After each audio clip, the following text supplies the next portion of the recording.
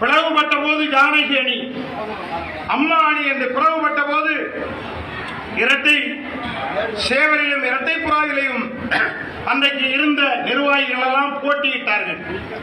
கழகம் ஒன்று சேர வேண்டும் என்பதற்காக அன்றைக்கு அம்மாவை விமர்சனம் செய்த பல்வேறு தலைவர்கள், PH பாண்டியனாக இருந்தாலும், அண்ணன் காளிமுத்து அவர்களாக இருந்தாலும், ஆரம் வீரப்பனாக இருந்தாலும், இப்படி உயர்ந்த பதவியில் இருந்த தலைவர்கள் எல்லாம் அம்மாவை அரசியலிலிருந்து ஒழித்து விட வேண்டும் என்று சொன்னபோது நம்முடைய மக்கள் செல்வர் அவர்கள் அன்றைக்கு இளைஞராக இருந்து சின்னம்மா அவர்களோடு இருந்து இந்த இயக்கத்தை அம்மாவுக்கு துணையாக இருந்து ஆளுகின்ற ஒரு பொறுப்பில் அந்த இயக்கத்தை கொண்டு வந்த பெருமை நம்முடைய மக்கள் செல்வர் அவர்களை சாரும் என்பதை இந்த நேரத்திலே தெரிவித்துக் கொள்கிறேன்.